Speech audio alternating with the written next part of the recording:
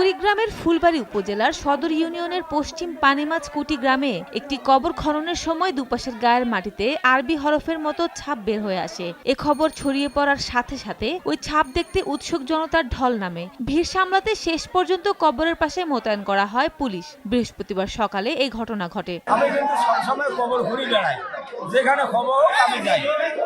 কারণ দুই সাপ পড়ার পর আমি ওই নাম্বারটা বাসাতে দিলাম, দেখিয়ে একজনরা বললাম যে দেখো তো নাম্বারটা কি, দেখে তা আরবি লেখা, আমরা তো করতে পারি না।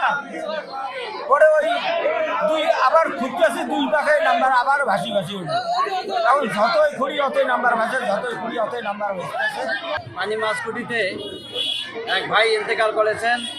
ওনার কবর খুঁজতে গিয়া দেখা গেল যে কবরের পশ্চিম সাইডে ইয়াসিন শব্দটি, ইয়াসিন দুইটি অক্ষর ভাসি উঠতেছিল।